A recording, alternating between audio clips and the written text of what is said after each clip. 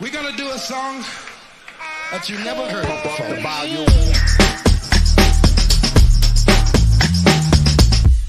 Here they come again, wicked.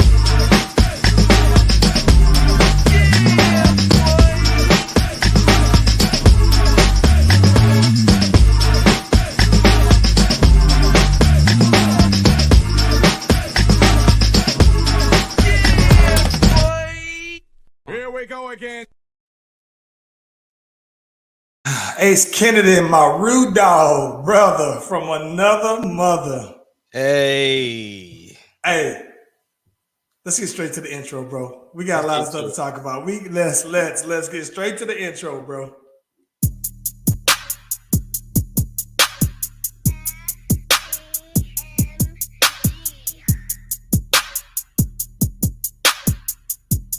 It doesn't matter what your name is. Slash Brothers Podcast, the greatest podcast of all time. The Slash Brothers Podcast, the greatest podcast of all time.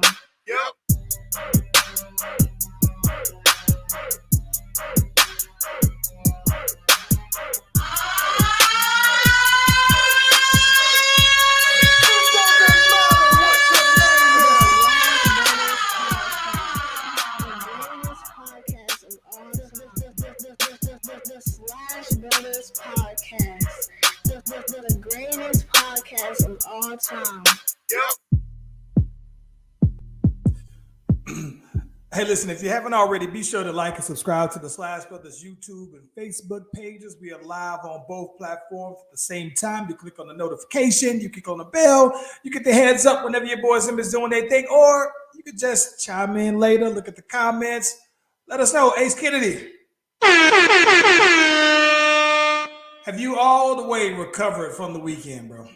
no, I have not. I still have one more thing to edit. I gotta edit the tour footage. But all the pictures have been edited. I'm back at work. Excuse me, back at work.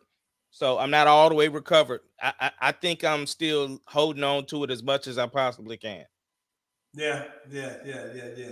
I think that, bro, listen, so it's crazy because I about lost my voice on Friday, right? So Thursday, kicked it. It was cool. Friday, we have the game. So in between talking to everybody at the game, then sliding out to Wet Willie's later on that night, DJ playing every song that we know all the words to. So I about lost my voice about gone. I just got my voice back sounding back crispy this morning, bro. Like literally this morning I woke up and there was like no rasp or nothing like that. But that was after me drinking tea basically the entire time. So I'm out there talking to everybody, sounding like Doc Rivers, bro, the whole night, man. Yeah, it definitely was one of those things. Like it's definitely out of my element because I don't kick it like that in Oklahoma. So yeah, it was super dope to be in that space. Like I'm walking out to leave Wet Willie's, and then here come Randy. Like, nah, bro, you gotta turn on. You gotta turn around, come back in there. Yeah, it was like that. Let me tell you the one thing that I absolutely appreciated the most, even about that, right? Because what I appreciate the most about that, man, is that I think that Randy understood the value of it's been a minute, right? So even then, he was pretty much laid up in bed both night on that Friday and Saturday night, knocked out, woke up like, oh snap, my dude's name is out doing a thing. It doesn't matter what time. I'm gonna go ahead and pull on up, and never mind the fact that, you know what I'm saying, I saw him earlier. It's like, nah, I gotta go ahead and I gotta be around my dude and everything. And it's always like catching up for a lost time though, man. And that's the one thing that I absolutely love the most, is that he understood the value of, it don't matter what and he had a lot of personal things going on, but I think that the fact that he understood the value of the moment, right? The weekend, that it's been so long since we've seen each other though, man, that I'm gonna slide out and regardless of how it's going to make me feel in the next morning or whatever, I thought that was the thing that was the dopest overall. Yeah, yeah, and I mean, just and that was a piece of things. Overall, the whole weekend was just out of this world, bro. Give me a favorite moment. Wet Willies is up there. Well, this is up there. I think too for me, performing in front of them was a top moment for me because it's like I said, the nostalgia of them knowing where I started and to see where I am now, and the general appreciation for it was dope. So like Kitten's husband, never met him, Damon. and He's from Long Branch. don't remember. I don't know how. So it's crazy. Shout out to Mark because he knows everybody, right? Yeah. Mark, I saw that they had a drive out in Long Branch, so I know of him. But I'm like you though, man. We've never had a conversation with him. I only know that he's Kitten's husband though, so I'm with you on that though. Yeah. So he was like, "Yo, situationship is the one," and he gave me the rundown. But we were out taking pictures at the in the foyer, and he was still listening to the song, like showed me like, nah, bro, I just listened to it, and I listened to the song with Charlie. Like he was giving me the rundown. It was genuine and it was super dope. So no, the whole weekend though, man, the tour was dope. The game, us pulling it out over them ball birds, like just the whole thing was super dope, bro. Let me ask you this. I'm gonna ask you a question that I asked a couple people there. Who was there that you knew the longest? See, I knew Jeff since Rancier. I knew Braulio since Rancier. Shoot, Shanine went to Rancier. Shane? Yeah, like I mean, most of these Rancier people, because I mean, I met them all at the same time. I think if Travis had been there, maybe him, because I think I met him pretty early on when I got to Rancier, but definitely Braulio was one. And Braulio didn't plan to. I don't think he was planning to do anything. Like I knew he was coming to the game. He Yeah. actually hit me on Thursday and was like, "Yo, when you come into town, let's pregame at Pluckers." And I was like, "Well, I don't know. I'm coordinating, so I got to move a little different." But he linked up. He wanted to link up early, and so when he came, he just kept having so much fun, and he was like, you could see the nostalgia in his face and how Absolutely, bro. the childhood memories. Yes, bro. And he just like his wife was like, "Baby, just go. You got to do it." And he was, I mean, he came to the brunch, didn't eat. He just had to see us one last time. Listen, love that. I'm gonna tell you this. So that was probably one of my favorite exchanges there because it's like it's funny though, man, because I asked Braulio that. Who did you know the longest? He said probably Kanisha.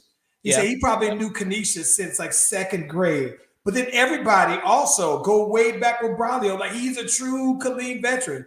And I thought that it was crazy because even when we moved into the headquarters, Braulio was out in Waco doing the thing with Marcus back in those days, though, right? When he was at Baylor.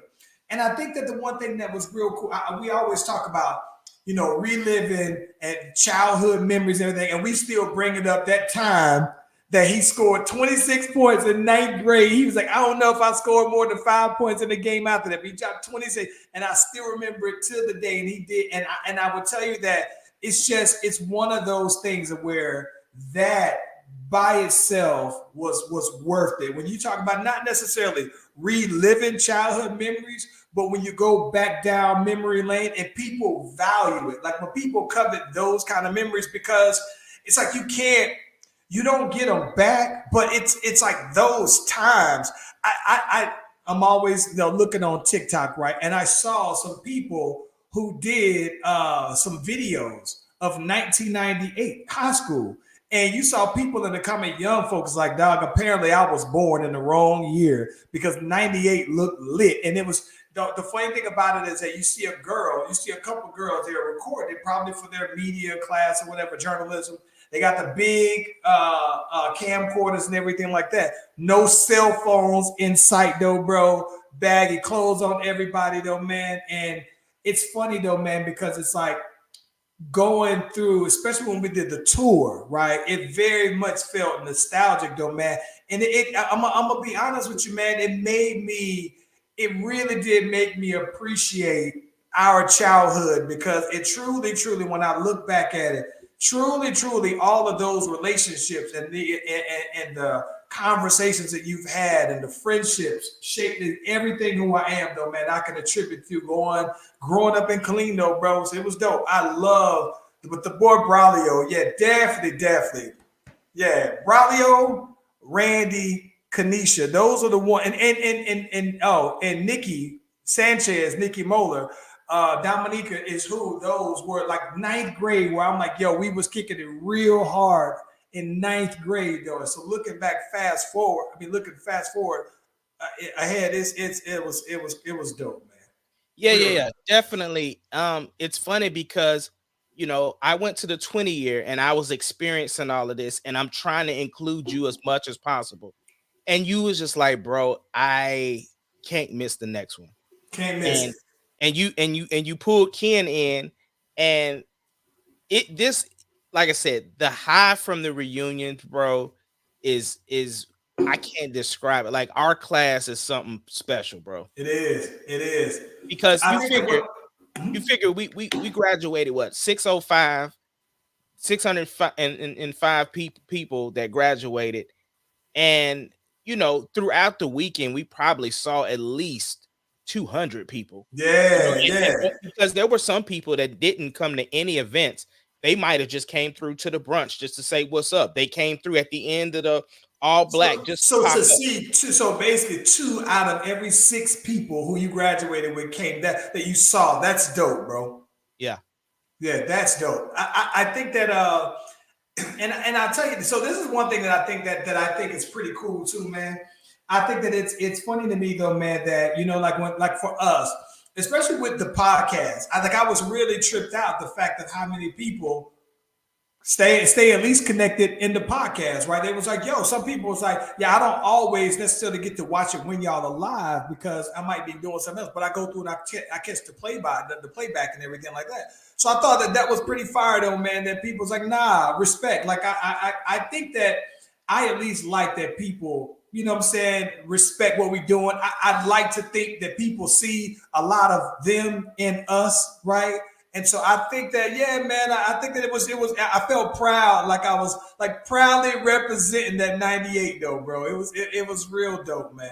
Yeah. Real dope. And to be able to do what we did with the amount of money that we did it for, and then to cap off the end of the evening or that afternoon when we were at brunch, and we were able, because of the class, the contributions, we was able to bless some waitresses with a $300 tip, bro. Like, it just like, that was super dope to me because I've always wanted to be able to do something like that. Because she was genuinely like, taken aback, just looking at it like, yo, thank you. So I don't know. Yeah. The one thing I'll tell you this, though, man, I know that, it's like, with me being in Atlanta, everybody seems to know somebody in Atlanta. Most people find their way making through Atlanta on their way to the next destination. And I always tell people, listen, if you are ever in Atlanta, though, bro, I have no problem at all with pulling up on you or having you pull up on me, though, man. So I extended that on out, and I felt like it was genuine, though, man. I like a lot of rules actually come out here fairly often. And, I was like, yo, I got to at least extend that invite to know that it's all like we can always get up for drinks, conversation. It don't matter the time, though, bro. So I had a great time, though. So what was your top moment? Well, for me, I'm going to be honest with you. My top moment probably was just catching up with my boy Randy, though, bro. So this is the thing about it. So the biggest thing about it is that, this is the thing. So for me, my boy Randy, he would have graduated when Marcus graduated, right? So he's technically 2, 3, maybe class years behind me. But I think that what was wild about it, so I met him through my little brother, and that's like a big deal for me because you think about it, like, you don't really just hang out with any of people who graduated with April, right? Like, It's just that for even though April's not that much younger than us, back then it was a big deal because those couple of years was a big spread, right?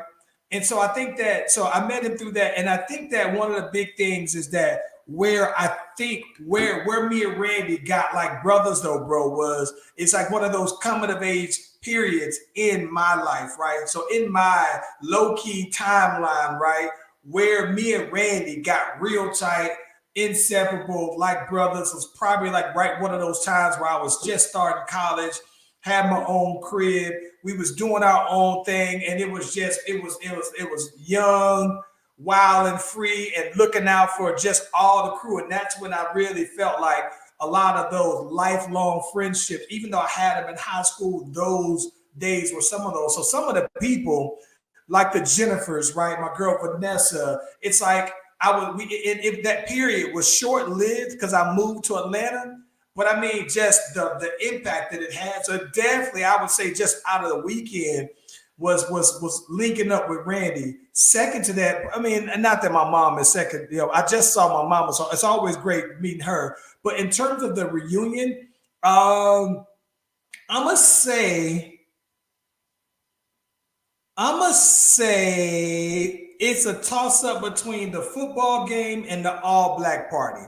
The All Black party. Listen, I'm gonna be honest. So the All Black, I'm gonna go with the All Black party, only because listen, I pulled up with the All Black, and I was listening. I was like, when we said dress to your level of comfort for the All Black, I was like, I'm not gonna wear a suit for this one though, bro. I'm not getting suited and booted, but I'm gonna get pretty fly though, bro. So I was carefully thinking about what I was gonna wear based off of knowing that you was gonna come with it in your own way. So I knew that you wasn't gonna be in there with some hard bottom shoes on, unless you was gonna go NBA draft mode, spiky shoes, a suit with some shorts, something like that. So I was like, let me get fly enough so that when the time comes when you and I take pictures, that you ain't killing me for one, though, man. So that was one of the things. So, and I thought it was dope, though, bro, that everybody did their version of the black and white. I mean, the all black.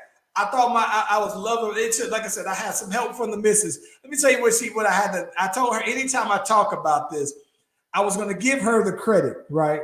Because I had a leather jacket, and I wanted to. I've been wanting to get a biker jacket for a little while, right? Especially when we were talking about doing the black. But I didn't want to tell you exactly what I was going to wear. So I was like, I bought this leather jacket, and I bought it, and I was like, I thought that it was cool. It felt like Bret Hart when I put it on, right? And so she came in the house, and I'm wearing the jacket like, dang. And she was just like, it's slightly cool, but man. So she was like, I love the idea. And I was like, well, damn, if you ain't like, dang, let me go ahead and take it back. So she buys me the jacket that I actually have, though, bro. And yeah, so that was my whole outfit was based around the jacket. So yeah, the all black was probably, I would say that's probably was my one though, man. I thought that it was cool seeing everybody in their fits though, bro. Yeah. Yeah, and the fact that I sit up here and busted out the leather shirt, we just was looking like an R&B group, bro. Listen, looking hella R&B, and I died laughing because the mom was like, "Oh, y'all look cute out here twinning," and I was like, totally unplanned, right? And then even when we got to the brunch, still very similar though, bro. I was like, "Yo." Yeah, I think the only time we didn't dress up like was Saturday morning for the network event. Other than that, it was pretty much the same thing. Kid was like, bruh.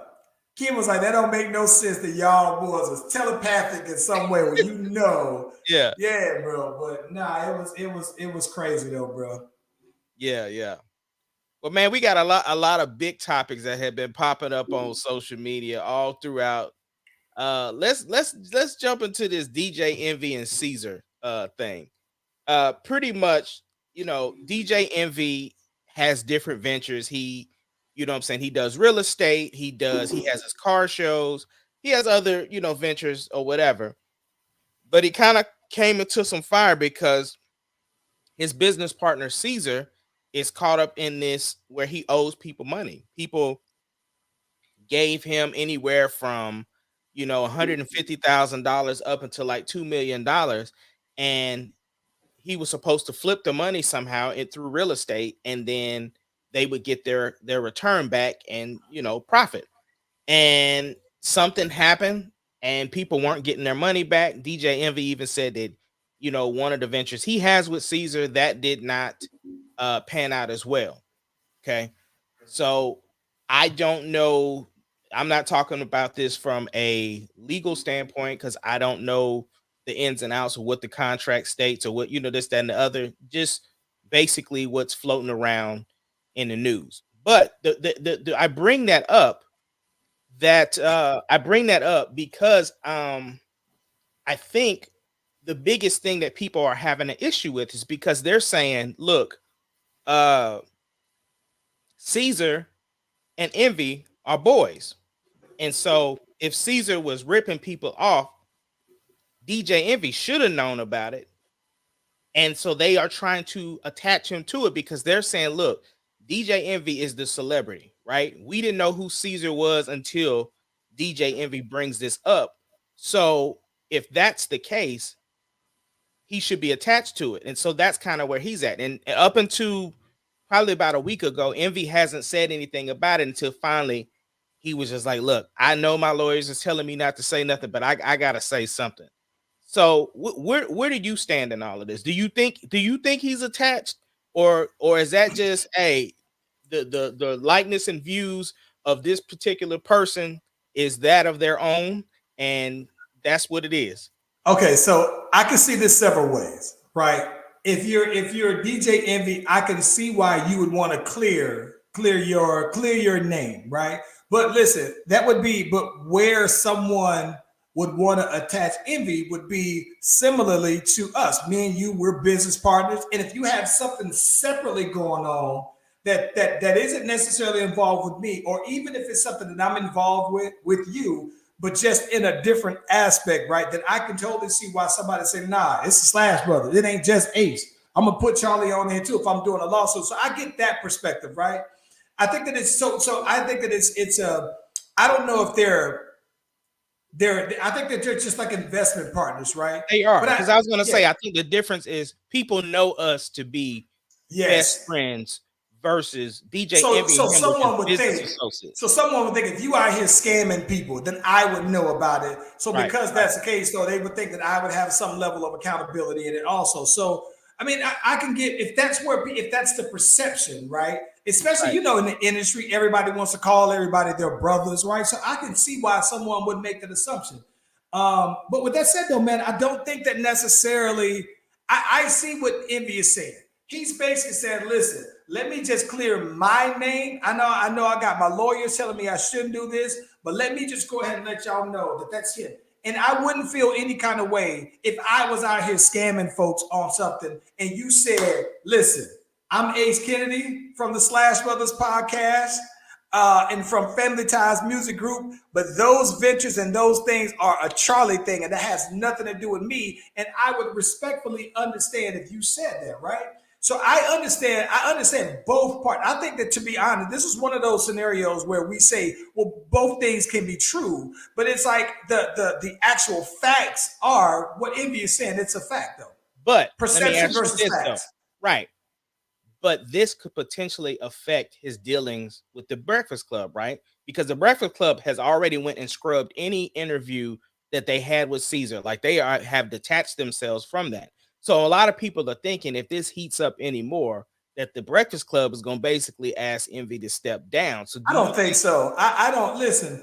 I don't think so. To be honest with you, though, man, I think that this is going to sound weird, but so like when Angela Yee left the Breakfast Club, it wasn't that big of a blow to me because I thought that Envy and Charlemagne were the people who at least I would say I would define Breakfast Club by those personalities, right? So I don't think that they've missed the beat. They probably haven't missed ratings with Angela Yee gone. So I think that the show would be something. It can't be Breakfast Club without if you already got Angela Yee gone, it ain't Breakfast Club. It's something else, though. So if that's the case, though, man, I mean, I get it. I don't think that they would press him about something that's a personal legal issue, right? It's not like a morality thing. It's not like he went Kanye on them boys. It's not like he said that's a personal legal matter on that one, though. So I don't think that it's that big of a deal, bro.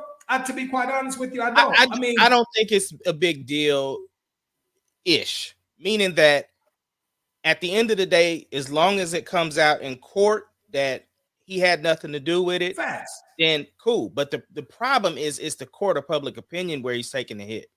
By the way, before I say another thing, shout out to my girls, Nikki and Jennifer, them Root Dog, them 98 dogs checking in. We appreciate the love. We sure do. Yeah. We do this, by the way. We do this every Tuesday, 7 o'clock EST, 6 o'clock CST. So if y'all want to tap in, we're doing it like that. But no, listen. But to be honest with you, I can totally see why DJ Envy would want to separate himself from business wise, right? Right. Because, like I said, you and I do a lot of business together, right? We have a lot. There's not very many things that we don't do together, right? And so, if the perception is that Envy and Caesar are that, then I can see why, from a public perspective, that he'd be losing that.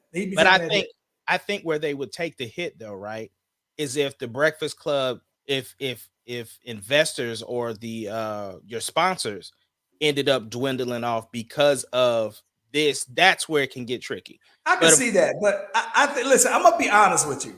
I think at this point, though, man, the Breakfast Club is as much a part of hip hop culture as the Shade Room, Baller Alert, all of these new current brands, right? And I think that their brand is strong enough to be able to take that and keep it moving, though, bro. So I don't think that it's gonna be that big of a deal in the long run, though. Bro. Yeah. All right, we gotta move into the big topic, bro. Let's do it. What we got? Yo, this Jada Pinkett Smith, Will Smith, they've been on pause since 2016, 7 years. Bro, where we stand with these Smiths, bro? Because, I mean, here's the thing. Now, obviously, new information has come out. We'll get to the new information, but we understand that the book came out today. The book Worthy is out in all places that you can get it. Yeah. And I will say it's a nice rollout because controversy will get people to talking, and now people want to know what's in the book. But basically, this excerpt comes out from Jada talking about that her and Will have been separated since 2016, and they're basically saying that they were basically divorced, but not on paper, but they were just living completely two separate lives since 2016. What is your thoughts about this? No, I'm gonna let you go first because I'm gonna get. Listen, I'm gonna get long. I might get a little long-winded on this one. I'm gonna let you tell me what you think first. Okay. Or you want me to go? Or you want me to go? I say mine because it's not that long. Mine is long. I'm gonna tell you what I think is long. Okay. You know me. I personally don't care. Let me get that out the way. I don't care. But let me say, from the standpoint that we, as the Slash Brothers, we talking about it. It's a great business model to sell books. People are definitely going to be interested. The Smiths have been a hot topic since the slap. But this does give a lot of backstory to the slap because it's just like, people wanted to paint. People have been painting Will a certain way behind her for so long. And so to then hear, because we got the August Alsina, we got the slap, you know what I'm saying? And just the stuff that he even said within his book, right? So yeah, what are your thoughts? All right, bro, here we go. Couldn't wait to talk about this one. This is what makes me so mad about them. What I don't like about them and this whole thing is it's to me, they have, I don't know if there's a dictionary term for this, right? But it's what I like to call like narcissistic ambiguity, right? So think about this. They've been married for over 20 years, but separated for the last 7 years, but living in the same house sometimes, but then also living separate lives. So what are we doing with that? Right? That means that you can tell somebody that, to me, that's like saying, somebody said, yeah, that's like saying you're agreeing with two things so that you can say, well, I did say that. But then when you say so the other side and it's a negative, you can say, well, I did say that also, so I ain't lying. You mean to tell me that y'all have been legally married for over 20 years? Think about this. He slaps this man and says, keep my wife's name out your mouth. You was his wife still, right? You were still his wife then, right? You went out public, even in the midst of the slap. You put it out there that, you know what I'm saying, that it came out that you and August was doing y'all thing, right? And then you said, well, when I was doing my thing with August, we were still in our separation. So she wasn't lying, right? But it's almost like, yeah, that happened, but this happened also. So you can't say that she's lying, but you can't say that she's wrong either. So it's like, if you pick one side or the other, she can jump to the other side. And that's what I don't like. What makes me the most mad about it, it's like, if you go tell everything, and listen, I don't mind not hearing anything at all, but if you go tell it, tell me everything. Don't tell me bits and pieces. When you got up there on the red table and both of y'all got up there, and I think you spoke your truth, you didn't exactly speak your truth. You said enough, right? But then there was another side that you also didn't say that's also true. Yeah, so but isn't that like, though, Charles, playing devil's advocate, though, bro? Playing devil's advocate. Isn't that like us selling music? Where it's like, hold on, because look, we got the album in the tuck, but I'm going to give you the single now, right? And it's like, here's the thing. You're doing Red Table, but you know you got this book about to drop, bro. You can't. Did she? Okay. Wait. Did she know the book was dropping when she did the Red Table? When all of this stuff that came out with about, because see, I thought August Alsina is the one that jacked everything up, because I know for a fact that they probably had NDAs, right?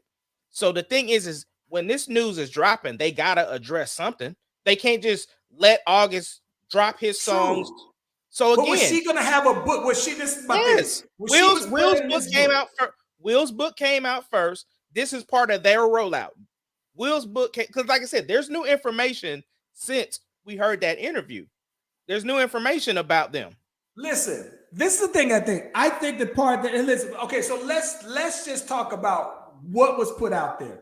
So this whole infatuation that she still has with Tupac. Listen, bro, Tupac died when we was in high school still. So we graduated 25 years ago. And so my thing is, what it tells me, I know that she said she didn't want to be married. It feels like she didn't want to be married to Will because maybe Tupac is her true love. I know people who've been widowed and they never get married again because they'll never feel like they can love someone the same that they did as their spouse who died, and so that's it. So maybe that was the reason why. But I'm not gonna lie, bro. It seems like part of me looks at it like this, and this is again when I think that you have narcissistic ambiguity, because you can also say, well, what about when they were married? I think that they weren't separated, and Will Smith did Hitch, and then every time they were doing these red carpets, he's out here kissing, slobbing my girl down. I know who you're talking about. I can't think of her name. I'm slobbing her down, and this one she was fine though, bro. I mean, this is like she's still fine now, right? Right, but you talking about that grade A? Yeah, she was in her prime with fineness, right? And so when I'm looking at that though, bro, I'm just like, is she the victim because that happened? So then they were already going, like, listen, they got a whole girl who I did that was introduced in the Red Table who travels with them, who's like their travel companion. So everybody's like, well, is this the girl who Will is with? Because there's a lot of pictures with Will and just this girl. So it's like the same way where August traveled with them. Will had him a side chick that was riding with him. And it's just, their stuff is all over the place. But my thing is this though, bro. I understand that August, we all thought, people always heard that they were like swingers and that they were doing this, that, the other. That was always the rumors that nobody had actually seen. August did provide some confirmation or shed some light on it. My thing is this. if it's out there now, you ain't got to tell me how many people you slept with, but don't give me, say everything then, bro. Like if you won't listen, I know you want to sell books, but if you want me to, if you want me to feel empathy to what you got going on, tell me all your business then, bro. Give me all the tea. I want all the tea. I want all the tea. I want Earl Grey. I want green tea. I want hibiscus tea. I want black tea. I want white tea. I want Arnold Palmer tea and lemonade. I want peach tea in it. Give me all of the tea you got. Starbucks tea. Give me Caribou coffee tea. Give me Panera bread tea. Give me Lipton tea. Give me all of the teas, but don't just give me a bit. Don't give me one bag of tea and tell me that there is a whole shelf of Walmart worth of tea that you still got. If you want me, I understand you got to sell a book, but if you want me to be invested in you as a fan and as a human, tell me everything, bro. Well, it was Eva Mendes, bro. Eva Mendes. And he was at Hitch. I think she probably was in her early 30s then, at her peak finest. I'm talking about grade A chef kiss finest at that point, though, right? And Will Smith was probably right at the peak of his popularity as well, though, man. Young Will. And he was just slobbing her down. Like you could go out and Google him just slobbing her down on every red carpet and everything like that. And Jada was there at the event. It wasn't like he went solo dolo. She was there with him on all of those, though, man. So it's almost like, do you think that people are saying free Will when maybe people should be saying free Jada? But here's the thing, though. This is the other thing people probably don't know. In Will's book, he talks about them being separated. He didn't say how long they were separated. And he even said it got to a point where they talked divorce too. So I just think she's given more clarity to what he actually said. Because he never did bring up the August Alsina stuff in his book. Let me ask you this, though. What's up? Let me ask you this. Do you respect it more that they have stayed married throughout this whole time and they clearly seem like they have no business being together? Or I do respect them for being together because here's the thing, that it shows that they care about their vows, meaning that through thickness and thin, sickness and health, and the thing is that it's all from the outside people looking in that want to tell somebody how they do their stuff. They could be like, look, as a business for our family, I can't afford for you not to be my husband or my wife. Say that. Say that. That's what I'm saying. Like if that's truly the dynamic of your relationship, your marriage, if at this point it's good business for us to be together, which at this point, is it really good business? Because somehow you dragging down my brand. Not if she's selling them books, it's bringing more money to the family. Because Jada Pinkett said that she sold crack when she was a teenager, bro. I saw that, but what are we doing with that, bro? What? Hey man, listen, this is her life. She get to tell it how she want to tell it. Okay, it's her life, bro. We can't pick. Listen, she is not picking and choosing the part. Well, she is picking and choosing. She is picking it. That's who can corroborate. Who is the crackhead? Jim Jones asks. I seen it. You should be able to find a crackhead who she sold them 8 balls to. Find them. Somebody needs to come out there. Somebody needs to say, yeah. I remember back in 86, Jada Pinkett sold me some crack. She was my bruh. All right, but let's get the new info. Let's get the update. The update is that since the slap, them boys is working it out. Okay, let me ask you this though. This is where. Oh, before you said it, don't forget what you're saying. The other small piece that I almost forgot. So apparently Chris Rock heard the rumors of them being separated or headed for a divorce, and he asked Jada out on a date. So is that giving more context to the slap or what? Listen, bro. It makes Chris Rock look more like a sucker. And here's what I'm saying. It doesn't make him look any better. Like to me, no. Listen. Ace, you and I've told you this several times. Just because you punch a sucker doesn't mean that it's a sucker punch, right? So here's where I'm going with that. Okay? So you tried to holler at my girl before, right? She told me you tried to holler at her. Yeah, but under the assumption that we were separated. And doesn't matter. You tried to holler at my girl. You find out that we ain't divorced. I'm with her. Now you want to get up here in front of all these people, right? You want to talk about my girl being bald in front of all these people, and she got a problem with that. So at that point, even if we separated, technically she's still my wife. So you got to get this is my wife hands. So I'm going to be honest with you. It made Chris Rock look like a sucker. And it made me feel like Will Smith. I didn't have a problem with Will Smith slapping him. It was a sore spot, right? Because people had Will up there. But you can't you can't try to holler at my wife. She turned you down, tell you that we still together, and then slide this joke in like she didn't tell me that you tried to get the digits. Nah, that you know what that is?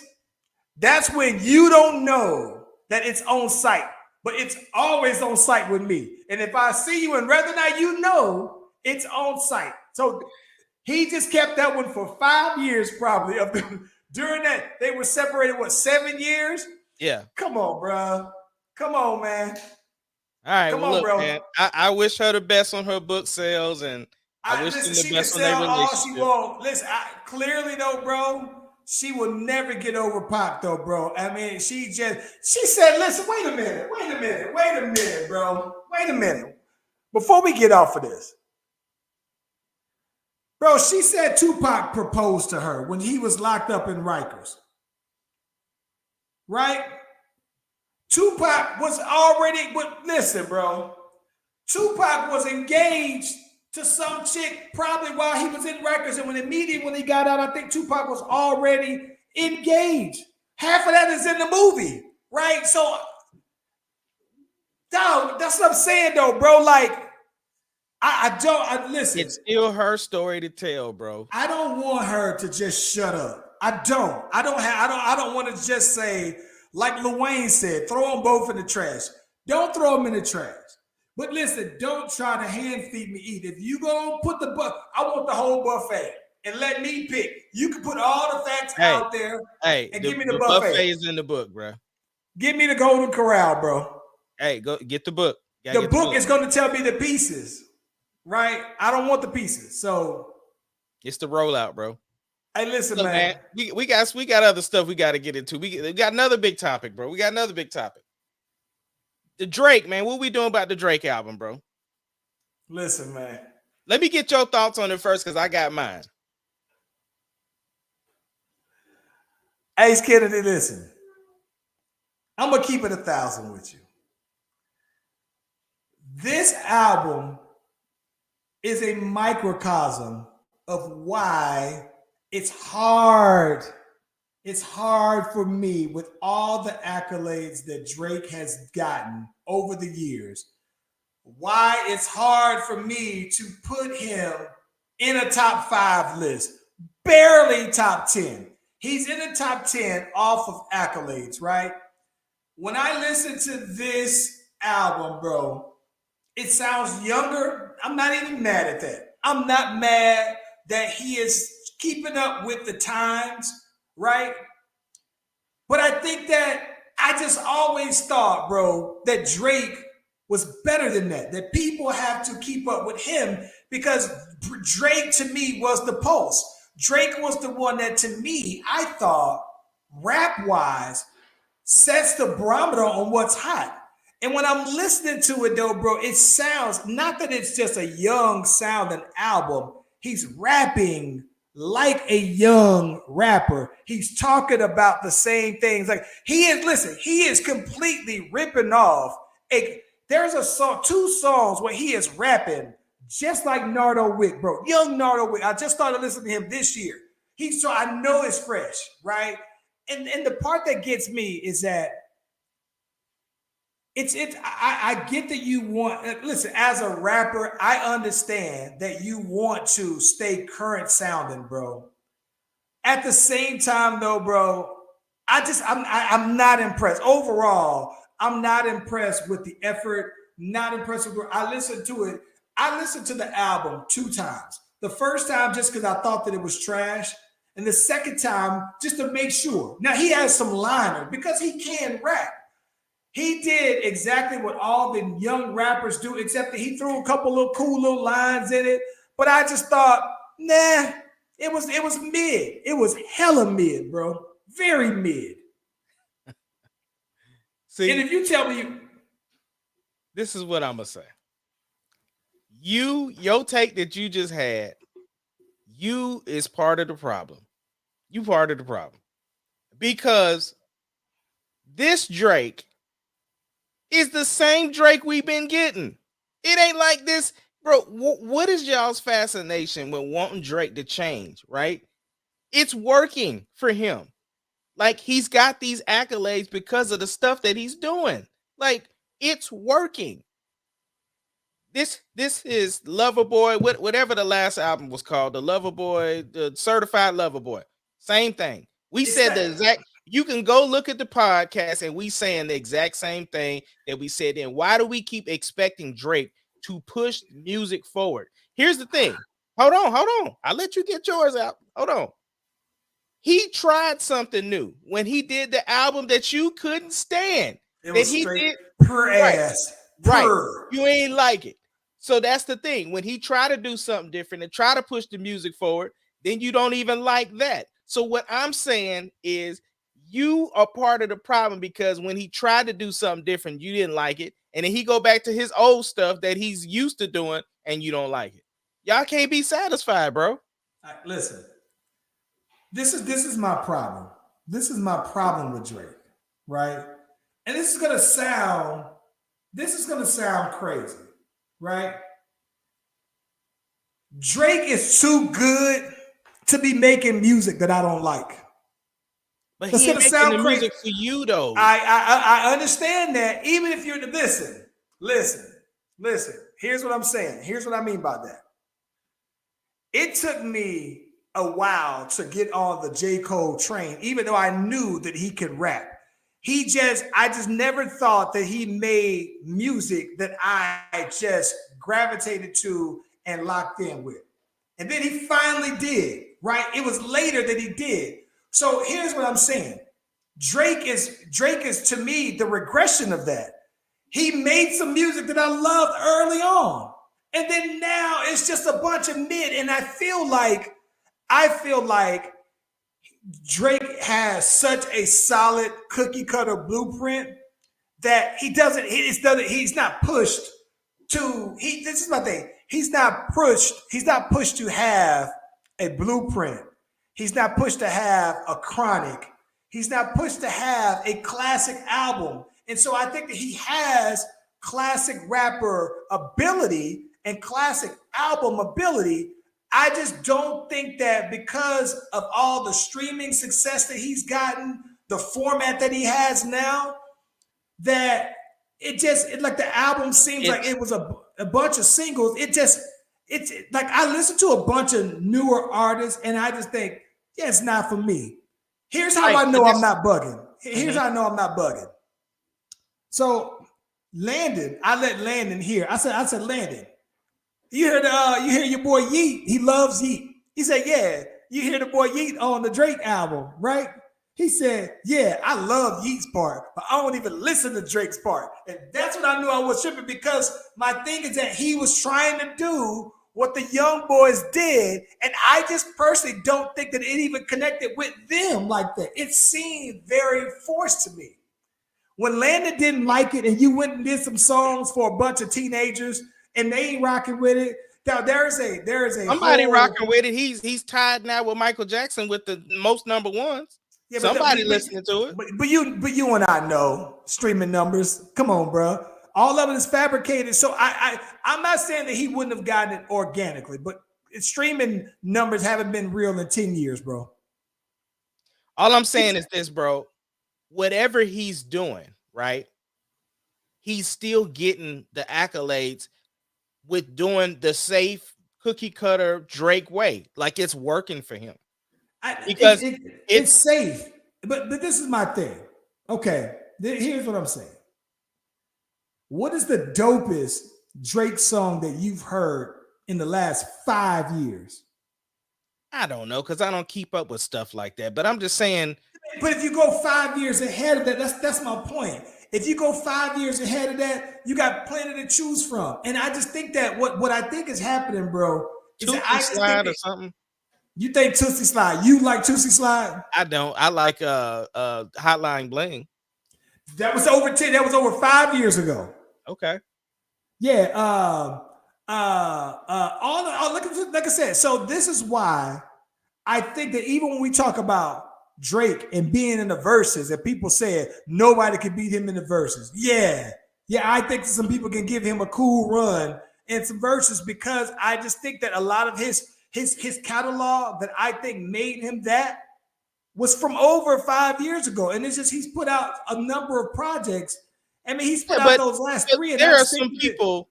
There are some people that wish they had the type of success he's having.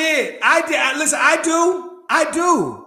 But I'm gonna listen. That's me at 43 saying, "Oh yeah, I wish that I was setting some number, doing the numbers that Drake was doing at 40. I would absolutely, and I'm pretty sure that most rappers would want the numbers. But my thing is that I think that Drake is at a point where he is starting to be on. He'll always have numbers for the sake of history. And we talk about legacy. His legacy is going to be that he did a bunch of streaming numbers, but it's not going to be defined to me by that one quintessential album that everybody said, whew, this thing right here had bangers all the way down it. And then this, like, come on, bro. Like, nah, man. Like, I feel that. But look, let's get into this last topic, bro, before we get out of here. Let's Kim, get into by the way, Kim agrees with you. I put that on there. I put that on there. And I hate Kim's comment, by the way.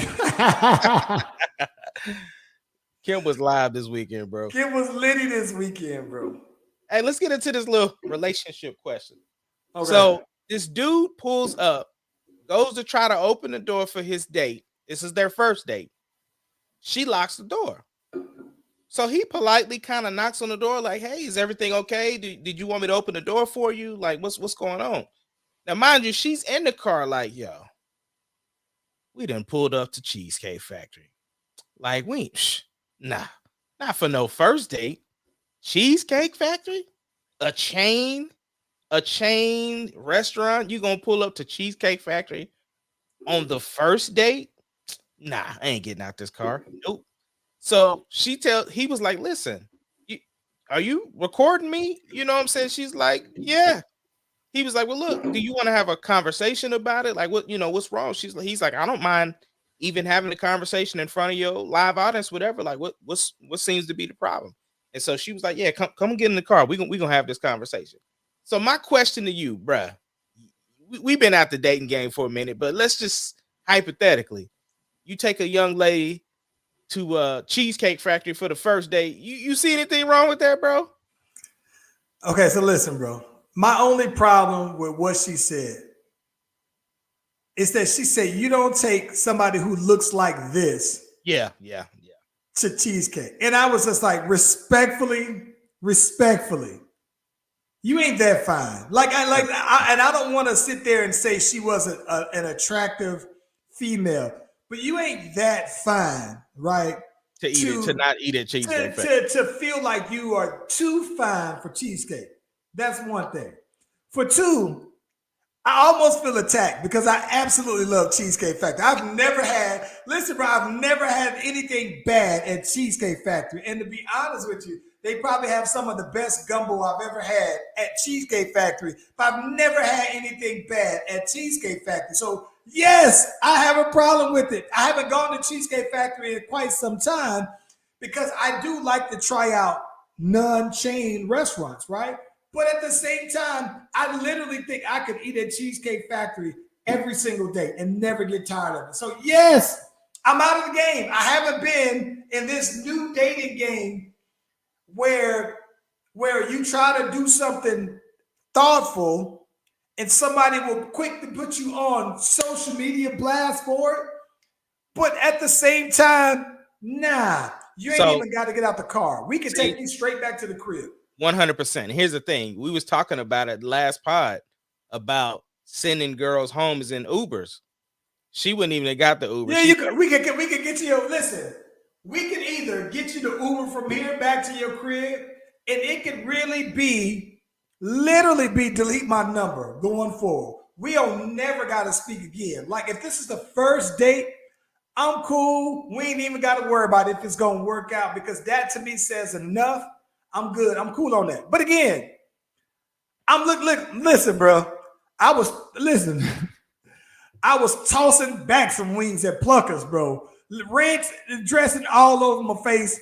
I'm liable to be willing to take you to Pluckers there, bro. Like listen, it might not be first date, but Pluckers wings are smacking that night, though, bro. So nah, man. Like, come on, bro. But it's the fact that she said that she looked too good. You don't take nobody. But listen, maybe if I was on the dating scene now, that I always see people say, hey, these men are too sassy these days. It's a sassy man apocalypse these days. Maybe if I was single right now, that I would be sassy as hell to some woman though, bro. I don't know, bro. To me, it just that is already a red flag that, you know, maybe that was a bad impression to her, like, you know, the first impression. But to me, that just seems like, okay, she cares a lot about status of stuff. You know what I'm saying? That's already a red flag. Is like, nah, she don't seem like she willing to do something on a budget or whatever the case may be. Like, I thought the whole point of the first date was to get to know the person. I mean, you know, I'm not saying you going to McDonald's or going to Golden Corral or nothing, but I'm just saying, like, Cheesecake Factory, you got an issue with Cheesecake Factory? Don't have me going on a date and spending $300 on dinner only for me to find out that I can't stand you. Right? Like, seriously. Like, don't. So, listen, what is a reasonable number that a guy should expect to pay on the first date? How much would you be willing to spend on a first date? Man, I think a cool $100 on a, because my thing is that it depends on where we go, but now that's dinner. That's dinner, right? You said just the dinner. Okay, yeah, just so dinner. You think $100? Depending on where you go. Okay. Cheesecake Factory. Cheesecake Factory, right? Because listen, I feel like after $100, if I don't like you, then okay. I love the whipped cream from cheesecake almost more than I love the actual cheesecake, bro. The whipped cream that goes on the cheesecake is top tier, bro. Yeah. Listen. What's your number? You spending $3 on the first date? Okay, let me. I'm gonna keep it 1,000. We ain't talking about going after drinks and stuff. We talking about just dinner. If dinner includes drinks, right? If dinner includes drinks, appetizers. It depends on how fine she is, bro. I'm not gonna lie. It would depend on how fine she is, right? Here's what I'm saying. Okay, provided I was single, and let's say that this woman that I'm going out on this date would look as fine as the missus, right? Or she's Megan Good fine. I might say 200 might be like my minimum if she was that fine. The minimum is 200? 200 might be like my minimum because you think. So, okay. So out here, and I don't know how it is out here. I recently, me and the missus went out one day for dinner, and we had we just recently went out for dinner, and the entrees were about $45, $50 for each one. right? Okay. Again, So you where think you go eat? Yeah. Right. So you think if I really wanted to try that restaurant out, so you're thinking about $50 per person. That's just for the food. So then you talking about so then you talking about if you want to get entrees, then you talk about if you want to get drinks. So you're talking about, and with the tip, that's about $200 to me, a $200 tab. Yeah, but you talking about like you She got to be fine as right. frog hair. $45 a plate is that's what I'm saying. Like, but I would be just as cool if she was all right, we're going to Applebee's and get a 2 for $20. Right. I wouldn't be mad at that. But I'm saying if she was that fine. Now I just didn't think that this particular girl was that. She was cool, but nah. But 200, I would say that out here though, man, especially if you're trying out restaurants that aren't chains, $200 is probably gonna be where you're starting out at. If you include tips, drinks, appetizers, and your entrees, yeah, $200 is about it though, bro. I get it, but you like you said, you in Atlanta, you on some different stuff. Oklahoma City, you can get a whole nice meal for $100. Yeah, listen, if that's what it is, I'm cool with that though, man. But yeah, nah, like she was cool, but I just didn't like that she was trying to put it out there that nah, you don't take a girl that look like this. I'm thinking he's probably thinking like, hey, this is exactly where I probably should be taking you at, a girl that looks like you. And so I'm like, stop it. Don't tell me that every guy takes you to places like this because you would be with every guy. Like, stop it. Yeah, it's crazy though, man. What you got up for the week, bro? Man, so this week, bro, I am trying to hop back into the lab. I'm trying to pick back up on some recording. I got some pretty cool ideas, man, that I need to put down. So I'm hoping to get back into the lab this week, though, man. What about you? I have a lot going on this end, taking care of some stuff, some home stuff. But that's about it for me. I would love to try to get into the lab, but it probably won't happen this week. Maybe this weekend, hopefully, I can get back in there because I got to get these songs done. I got a murder mystery to finish writing. So yeah, it's you doing the murder mystery again this year? Yeah, it's in November too, bro. Like I have like the names of the parts, but I haven't written, like I have the basic outline of the story in my head, but my attention was on the reunion. So I got to marry somebody here in the beginning of November, then this murder mystery and trying to get this album finished. Like Yeah, I think that for me, I think that my biggest thing is that there are. I think the good thing is that listen, bro. When it comes to music, the music now, I think that I have been more so making a lot of the music that if it's passing my quality test, right? If it's like somebody who likes my kind of music, I'm letting it ride, but I'm just putting out all the different kind of ideas. The next couple of ones that I drop, they're going to be like bangers. So I think that's the reason why what I think I'm working on now are songs that I'm preparing to do video for. So I think that that's the reason why the ideas of them, to me, I already see the visual for them. So I got to be using for those. I'm more particular. So I'm kind of in the lab fine tuning some things. So, man, yeah. That's what's up. Well, look, man, we appreciate y'all for rocking with the boys today. We are the Slash Brothers. I'm Ace Kennedy. That's Charlie Venus, and we out. Thanks for that class of 98. Checking in. Love.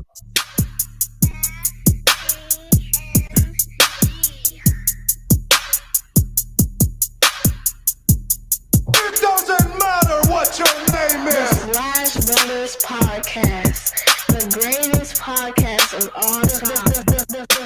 The Slash Brothers Podcast, the greatest podcast. Can you dig it, sucker?